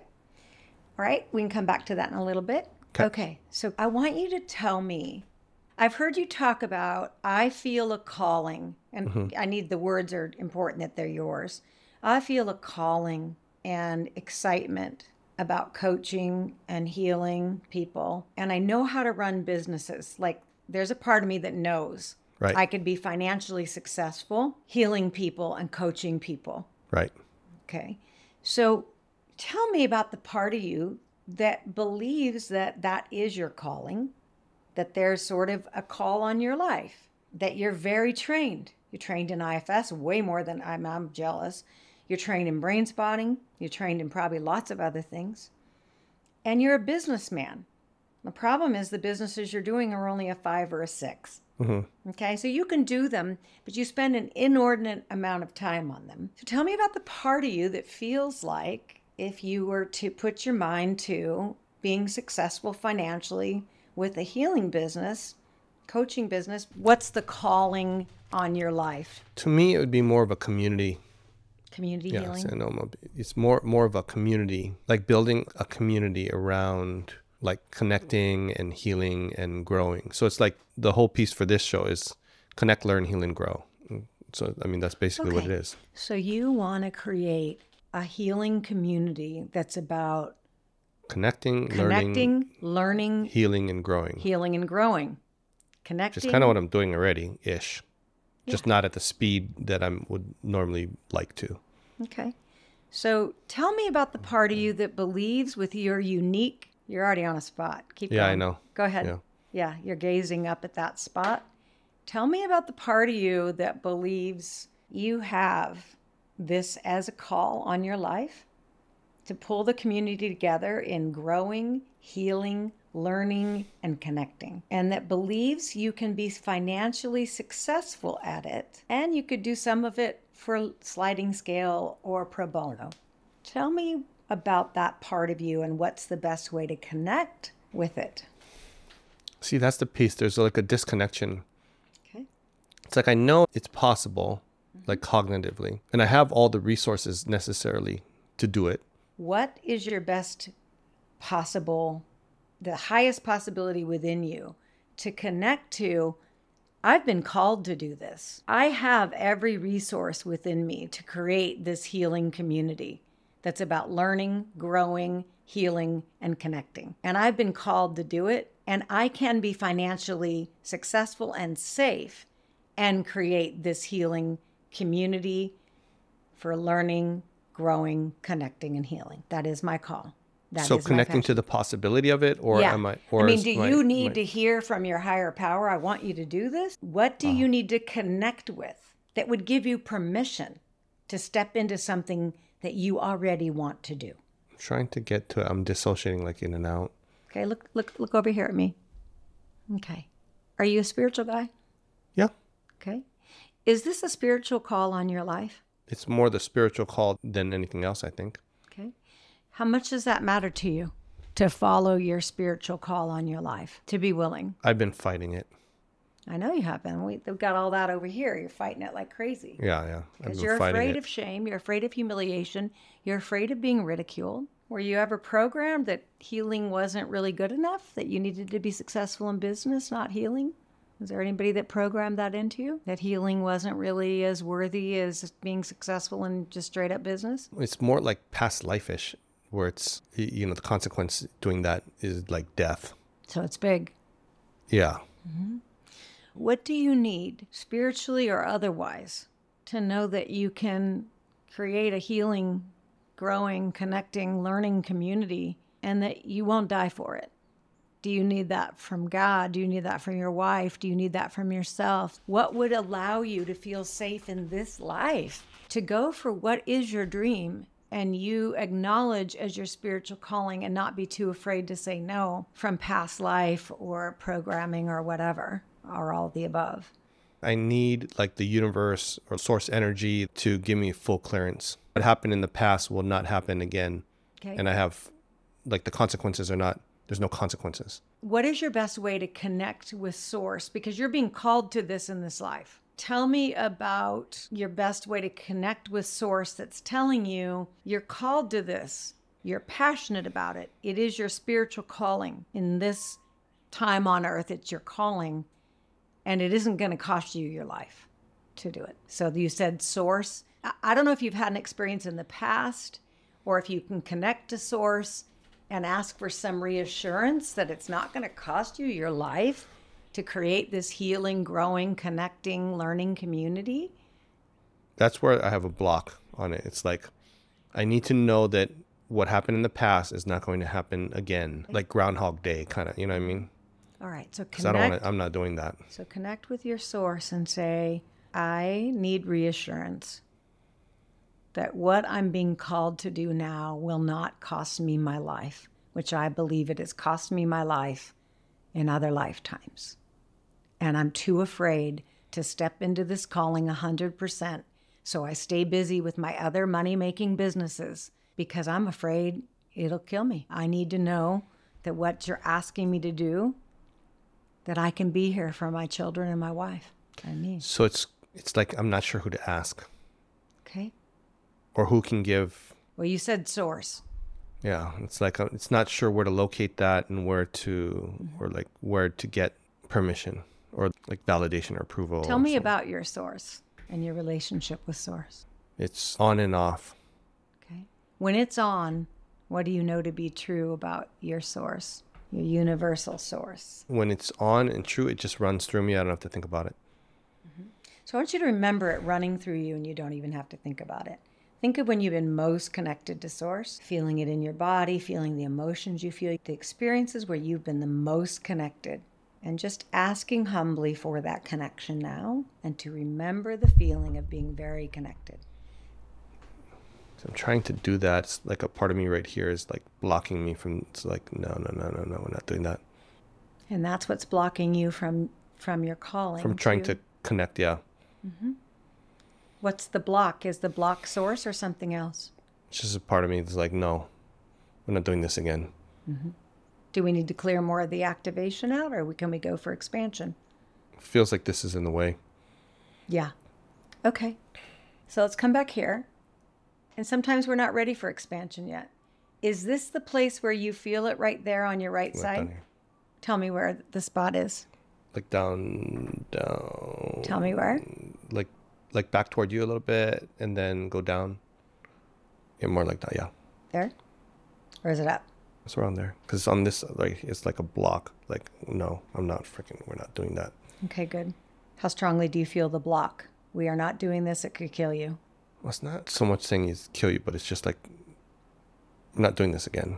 Okay, I'm not doing this again. Let's just embrace, we're not doing this again. I can't do this again. I won't do this again. Embrace that fully. It's somewhere in the past, and I went forward and I was doing some type of healing work in groups or like people, and it's like I didn't get permission. Mm-hmm. I just did it, kind of had a like power around it, and then now everybody that I care about is like dying. Okay. Or being killed as a result of it, not just dying. Yeah. Okay. Yeah, I have no remorse on it, actually. It's a pretty heavy consequence for being a healer. Like seeing myself back then, it's like I'm doing it. I don't really have people that I care about are being killed, but it was worth it. Or at least I felt it was worth it. And this part that's holding me back now is like, we're not freaking doing that again. So there's kind of remorse now, but there wasn't remorse then. It's more like that part in the back is no remorse, but this is a different part showing me that, yeah, there's And on this spot right now, in terms of resistance. It's like still 6 to 8 kind of moves. Yeah. Okay. I'm going to invite you to look at that spot, and then I'm going to have you go further away too. Okay. Okay. So go through the pointer further away. Yeah. I'm just going to do some versions. So back and forth? Yeah, I'll count it out for you. Okay. So I'm on the spot now. Mm-hmm. And now go far. And come close. And go far. And come close. And go far. And come close. And go far. And come close. And go far. And come close. Go far. And come close. And scan your body and what's happening now as you think of I'm not doing this again. I can't. 0 to 10, where is it now? It's around a 2 because I was working on kind of resolving it. Mm-hmm. Good. Can we do a sweep? Yeah. Okay. Let me come up. I'm going to come up a little closer. Sure. Should I go start here, or do you want me to start closer? That's good. Yeah. Right there? Mm-hmm. Okay. So when you think of no, I can't do my passion. I can't do my healing community. I can't do it. I won't do it. There you go. I did it without permission. I'm not doing it again. Where is it now? Probably like 0 to 2. The main lessons I need to learn was I need to ask permission. Mm-hmm. I think I need to ask for permission. I need to ask permission and be responsible. Okay, so close your eyes and see if we can find that expansion spot now. I want you to go to the part of you that learned a lesson, a valuable lesson, that it's important to get permission. It's even okay to seek reassurance that if you step into this calling, it will not cost you your life or your wife her life or your children their lives or good friends their lives. So I want you to just take that growing that you've done, the lesson you've learned, and go to your loving source that cares not only about you and your wife and your children, but also about the community here that needs healing, connection, learning, and growing, and has called you to this, that you will not do it without permission, that you will not do it if it's going to hurt people. Calling in whatever reassurance you need from whatever will give you the highest possibility to step into your spiritual calling without fear of humiliation, without fear of someone being hurt. It might be a place in your body where you feel a peacefulness about creating this healing community or a sense of safety in doing so. Whatever works. It could be an expansion spot. It can be a place in your body where you feel a sense of wanting to move forward with it, or the part of you that really wants to move forward with it. Feels like I can move forward now. Okay, where do you feel that in your body? And what are you connecting with that's making you feel that? Can you grab one of your shells, one of your bigger ones up top? Yeah, go ahead and press right on that part of your body.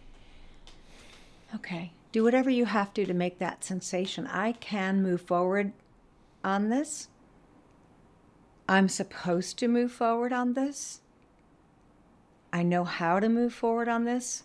I have permission to move forward on this. It is safe for my loved ones and me if I move forward on this for my community. Connecting with whatever you need to make that as strong as you possibly can. When you feel it really strong, let me know. Take as much time as you need. I feel relaxed. Okay, what do you feel about this? What's the truth now about moving forward into creating this community of learning, growing, healing, connecting? Do you feel like you have permission? Do you have reassurance that it'll be safe for you to do so? Mainly as long as I have responsibly get permission. Okay, so who do you need permission from? From whoever the participants are.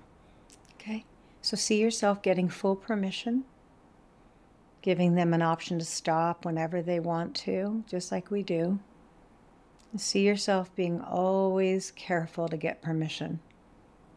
I think you've learned that one. Yeah. How strong do you feel that, 0 to 10? Did I have permission? Or that I can do it? Both. That you will get permission each time from people. That source has given you permission that you can do it. And trust in yourself that you will be responsible in seeking permission. Feels like 9 or 10 now. Okay. All right. Let's see where you feel that most strongly. How strongly do you feel it to your right? It's like 8. Okay. How strongly do you feel it in the center? 7, 6. And out here? It's less. It's like up there somewhere. All right. Let's go across. It's stronger as it goes across, right? Okay. It's about there, I think. There's a lot of reflexes right here. Okay. Where was that? Yeah. Yep. Okay, I will get permission. I can do it. Is it further up? Up, yeah, up. Or is it lower? Okay, let's see if it goes higher. Find where it feels strongest to you. You can just gaze at it. It feels really strong. I can do it. I'll get permission to do it. I have permission from Source to do it. I'm called to do it. It's safe to do it this time. How strong does that feel up there? It's like as long as I get permission from the participants, like responsibly, then it's like 10. Yeah. So see yourself doing just that. I think you learned that lesson. So watch yourself doing it every time. You've certainly asked me for permission. Was it adequate? Yeah. Okay. Yeah. I mean, I wouldn't have been here if I didn't want to be. But the permission part, like in the beginning, was it? Did you feel that was adequate? Yeah. Like responsibly? Okay. Yeah. Yeah. I could have said no. I didn't want to. So it is like permission responsibly. Yeah. And then you're okay. So how possible, just keep processing this, how possible does it feel to step into this community of healing, connecting, learning, and growing, and making a successful business of it with responsible permission every time? Did you ask what the possibility was? Is that what you asked? Yeah, how possible does it feel to you right now? Possible. Yeah. Like 20% possible, 100% possible, 30? Where is it? Yeah. It's like 80. Okay. See yourself doing it. You have this call, this passion to do it. You used to have a lot of resistance. What does it look like without the resistance to step in and do what you've been asked to do? With responsibly seeking permission, using your gifts and business acumen to create the healing, connecting, growing, and learning community that's been on your heart to create for years. All systems go. This is what I love. This is what I've been called to do. I've learned the lesson to seek permission. I'd like you to ask Source directly if you have permission from Source to do this. If this is Source's desire for you in this life. Yeah. Saying you have free reign as long as you do it responsibly and get permission. Yeah. Explicit permission. Yeah. Is there any fear of shame or humiliation right now when you think about moving forward with this? Is that a no or a maybe? Not too much. I was trying to scan for it. Okay, let's Doesn't just seem go much, back yeah. to the spots of it. So I think it was right here. Is there any resistance there on your right side of your body? It's like a 1, but it's just reminding me of what was said.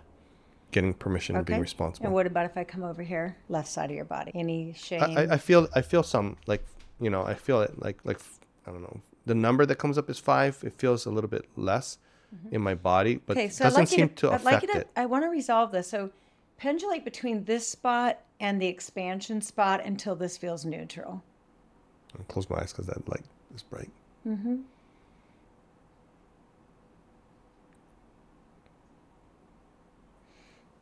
The resistance isn't gone if it's still in your body. No matter what you do in your life, there's always certain people who will put you down, and that's more of an indictment on their character than yours. Mean people, cruel people, critical people. Yes, this one's like forgiveness. But it's more like forgiving the teacher. Okay. Yeah, she hurt you. What do you feel in your body over here now? It's like a little bit of residual. Where do you feel it? Maybe like 2, kind of like.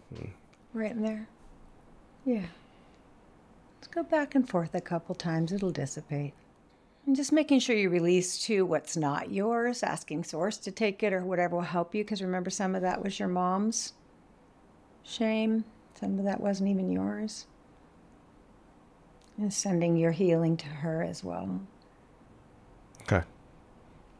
Does it feel neutralized over here? Pretty neutral. Maybe it's like a 1. Okay. And is the 1 yours or is it your mom's or is, what's the 1? It's like a straggling. A what? Straggler or something. I don't know. Straggler. When you go up to the expansion spot, how possible is it for you to step fully into this passion of yours, this calling? Like 94%, 93%. 93%? Yeah. Okay, so your homework is to hang out on that spot with bilateral sound. Okay. Okay? Okay. Like to strengthen those positive neural networks. Okay? And if anything bounces up that's causing resistance, I think we got it, but Okay. if it pops up, let me know. Yeah. Okay, cool. Thank you. Yeah, That was you're welcome. that wasn't a short demo, but That's right. it was a Yeah. lot. But I Yeah. think you're right. It's helpful to see it, you know. And so kind of what we're doing is we're trying to get the disturbance level in your body all the way down. I mean, your body had a lot going on the left side and the right side. It would be impossible to move forward with this with fear of humiliation and shame and being ridiculed, and then fear someone's going to get hurt. And, you know, it's deeply held in your body. So when it shifts from an 8, 9, or a 10 down to a 1 or a 0 in your body, there's a corresponding change in the neural networks, you know, so your brain has become more regulated around this. So you're not going to feel as much resistance, and then expanding into the possibilities, you know, you've just started. So I would recommend, now that, you know, these are, you know, really discharged out of your nervous system, to spend more time. The bilateral sound will help deepen it. Okay. On the expansion possibility, and begin dreaming. And it's a way of fast forwarding what you want to attract and what you want to create. Because, you know, I think that you're a good business person with a heart for healing that's had huge resistance, that's had you settling for 5s and 6s when you could be in the 10. And you want to be in the 10, but there was no way your body and spirit were going to let you do it with all this.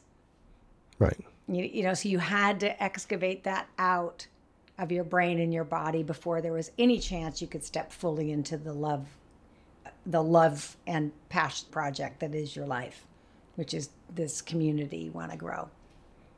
Cool. I'm all in favor. Yeah. I Thank you. hope you'll do it.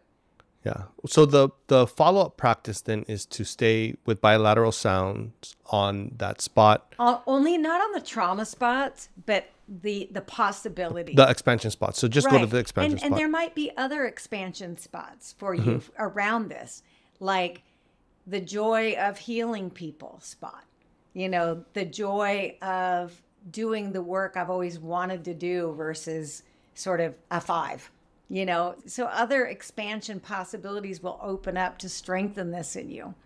But I think if you just get your eyes up to the right, it'll fast forward your capacity and ability to create this business that is near and dear to your heart. Mm-hmm. But you were stuck. Yeah. I've been stuck for a while. Yeah. So you'll have to return a report. I mean, at the end of the day, expansion only works. We only deem it a successful session if you don't remain stuck. Right. So I'll be asking, let me ask you now. This is the question I ask for anybody I'm doing expansion with. How will you know that you've expanded enough into this to know that you're all the way there? If I'm doing it. Okay, but let's quantify and specify. What does that mean? Specifically and quantifiably. What does that mean? I will be spending a certain percentage, or I will be, what is it? What that means is that I will be spending at least probably half of my working time in practice of this type of work. So either in like individual sessions, in a group sessions, in some type of workshops, some type of facilitation, creating asynchronous materials in healing versus, or whatever whatever the time of like my working time would probably be about half. Time. All right. So and also with a monetary piece on it, that I'm actually making money doing it. Okay. And you know what that number is. You don't have to say it publicly, right? But you can tell me. And then I want to know when you're there. Okay. Because I don't count it a successful session until it's happening in real life. It's like, you know, Lisa, when will you know that your tennis has expanded enough? And it's like, you know, when I'm a solid 4.0, I ended up going to 4.5, you know, but I didn't stay there. I was there for like 2, you know, but being a strong 4.0 tennis player, I know I'm there. Yeah. Okay. So with expansion, it's measurable, and, you know, you might need another expansion spot. You may not. We'll see. You're going to be in my class, so you're going to get 3 more opportunities to do 3 more expansion spots this weekend. And I have Rachel and Laura too. So. Oh, yes, you do. Yeah. You've got great brain So I've got spotters definitely good support on that. Yeah. Yeah. Awesome. Okay. Cool. Appreciate that. Is there something like quick that you can run them through if they're watching to just get a general body feel of what brain spotting feels like? I can give you a little experiential. Okay. So for everybody listening, so think about an issue that's bothering you right now in this moment, and let's both do it. Okay. So I'm going inside. What is bothering me right now? All right. So rifle through your files. What's bothering you? And I'd like you to pick something, not your worst trauma, but like something 0 to 10, maybe a 5. So maybe somebody's hurt your feelings. You feel rejected by someone. Somebody you feel has taken advantage. Somebody hasn't appreciated the efforts you've gone to for them. Some sort of betrayal. Something that's bothering you. Health concern, whatever it might be. Conflict with somebody. And when you pick the issue you want to work on, I want you to ask yourself, for this particular issue, what is the worst part for me? So I'm just going to go inside and ask myself that.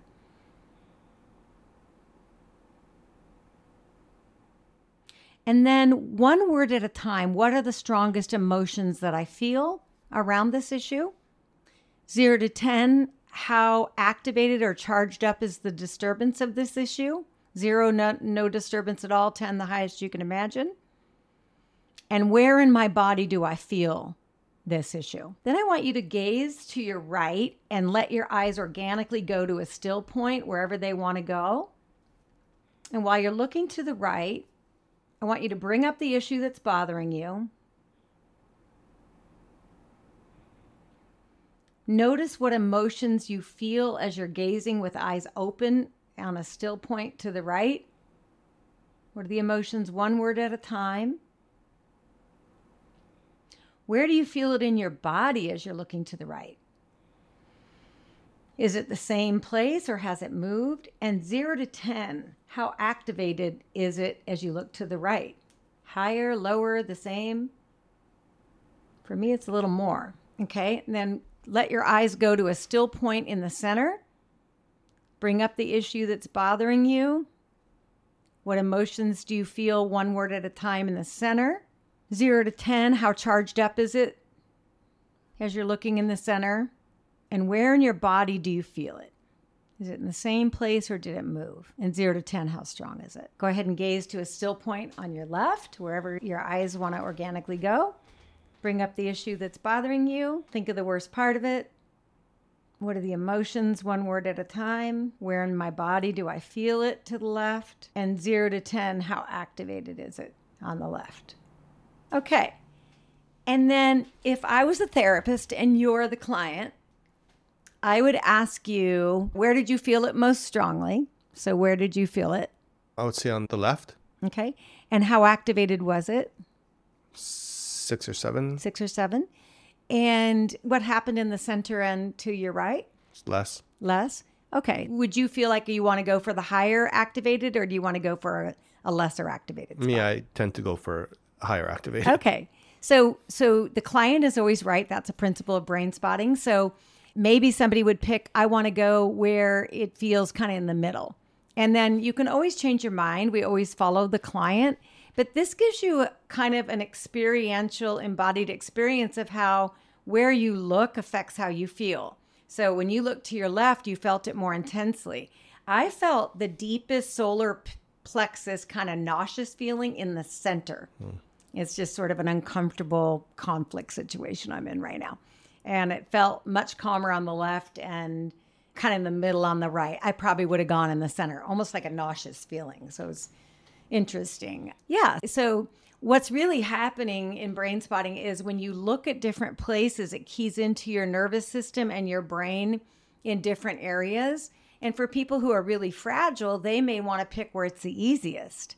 Or some people will say, I feel nothing over here.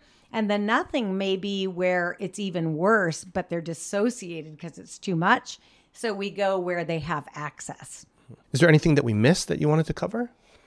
I think if you have trauma, if you're somebody who suspects that you have some of those adverse childhood experiences in childhood, sometimes people had a decent childhood, but they have betrayal trauma. They were cheated on by their partner, or maybe they were in a horrible car accident. So whether it's single incident trauma or a lifelong of trauma, I would really recommend that you look up brain spotters who are certified. That means that they have level 1 and 2. They understand all of the theories. But if you go to brainspotting.com, you can look up brain spotting therapists in any state and see who's certified. And I just would really love for people to understand that brain spotting is an amazing technique. EMDR is good for trauma. It's not quite as good, in my opinion, as brain spotting is, but it's a good one. And so I hope if people are listening that you'll walk away knowing that talking about trauma won't alleviate it from your body and your brain, and that PTSD or unresolved trauma is very much physical and has to be resolved in the brain and the body to really have long-lasting freedom from it. So I guess that's it, is to seek out a local brain spotting therapist and you can be free. Yeah. Okay. Well, I appreciate you coming and spending time with me. I know I'm gonna enjoy doing the live version of Expansion. I've done the online one. Yeah. Thank you for sharing all of this information yourself and all the work that you've done to help so many people. Well, back at you, and I'm super excited to see where you're gonna go and the lives you're gonna touch. So I think you're gonna do great things, and hopefully we move forward on that today a lot. Yeah. I think so. Yeah. So awesome. Thank you. All right. You're so welcome. Thanks for having me. If you resonate with Greater Good Radio, please join our community at www.greatergoodradio.com, where you can get access to exclusive content and offerings. Hope to see you soon.